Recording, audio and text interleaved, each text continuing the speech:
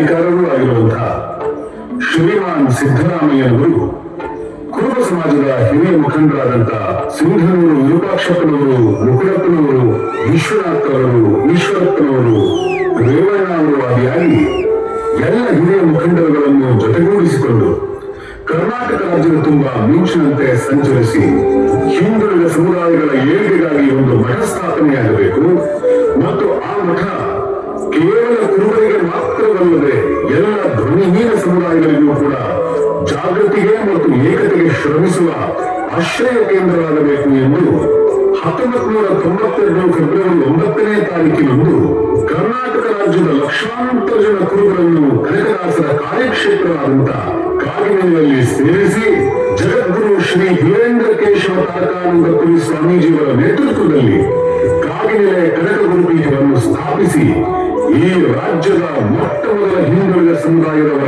ಮಠವನ್ನ ಆರಂಭಿಸಿದ ಹೆಗ್ಗಳಿಕೆಗೆ ಪಾತ್ರರಾದರು. ವೀರೇಂದ್ರ ಕೇಶವ ತಾರಕಾನಂದಪುರಿಗಳ ಕಾಲಾನಂತರ ಶ್ರೀಮಾನ್ ಸಿದ್ದರಾಮಯ್ಯನವರು ಹಾಗೂ ಎಲ್ಲ ಕುರುಬ ಸಮಾಜದ ಮುಖಂಡರು ಸೇರಿ ಪೂಜ್ಯ ನಿರಂಜನಾನಂದಪುರಿ ಸ್ವಾಮೀಜಿಯವರನ್ನ ಕಾಗಿನೆಲೆ ಕನಕ ಗುರುಪೀಠದ ಜಗದ್ಗುರುವಾಗಿ ಆಯ್ಕೆ ಮಾಡಿದರು. ಜಗದ್ಗುರು ಶ್ರೀ ಪೂಜ್ಯ ನಿರಂಜನಾನಂದಪುರಿ ಸ್ವಾಮೀಜಿಯವರ ಮಾರ್ಗದರ್ಶನದಂತೆ 4 ವಿಭಾಗೀಯ ಪೀಠಗಳು ಅತ್ಯುತ್ತಮವಾಗಿ ಕಾರ್ಯನಿರ್ವಹಿಸಿದವು.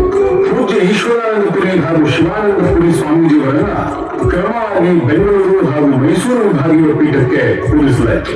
ಇನ್ನು 2003ರಲ್ಲಿ ಅತ್ಯಂತ ಹಿಂದುಳಿದ ಹಾಗೂ ಮುಗ್ಧ ಕುರುಬರೇ ತುಂಬಿ ಹೋಗಿದ್ದಂತಹ ಕಲ್ಯಾಣ ಕರ್ನಾಟಕದ ಜವಾಬ್ದಾರಿಯನ್ನ ಶ್ರೀ ಸಿದ್ದರಾಮಾನಂದಪುರಿ ಸ್ವಾಮೀಜಿಯವರಿಗೆ ವಹಿಸಲಾಯಿತು. ಸಿದ್ದರಾಮಾನಂದಪುರಿ ಸ್ವಾಮೀಜಿಯವರ ಪೂರ್ವಾಶ್ರಮದ ಹೆಸರು ಮೋಹನ್ ಪ್ರಧಾನ್. ತುಮಕೂರಿನ ತನ್ನ ದೊಡ್ಡಪ್ಪನ ಮನೆಯಲ್ಲಿ ಉಳಿದು 12ನೇ ತರಗತಿಯಲ್ಲಿ ಕಲಿಯುತ್ತಿರುವಾಗಲೇ NT ಶಿವಣ್ಣ ಎಂಬ ವಿಜ್ಞಾನ ಶಿಕ್ಷಕರಿಂದ ಆಧ್ಯಾತ್ಮಿಕ ಜೀವನದ ಕಡೆಗೆ ಪ್ರಭಾವಿತರಾಗಿದ್ದಂತಹ ಯುವಕ ಮೋಹನ್ ಪ್ರಧಾನ್ ಮುಂದೊಂದು ದಿನ ಸಂಸಾರ ಬಂಧನದ ಕಟ್ಟಳೆಗಳನ್ನೆಲ್ಲ ಮುರಿದು ತಾನು ಸನ್ಯಾಸ ಸ್ವೀಕರಿಸುತ್ತಿರುವುದಾಗಿ ಪತ್ರ ಬರೆದಿಟ್ಟು ಮೌಂಟ್ ಅಬು ಕಡೆಗೆ ತಮ್ಮ ಯಾತ್ರೆಯನ್ನು ಮುನ್ನಡೆಸಿದರು. ಆದರೆ ವಿಧಿಯವರನ್ನ ಚಿತ್ರದುರ್ಗ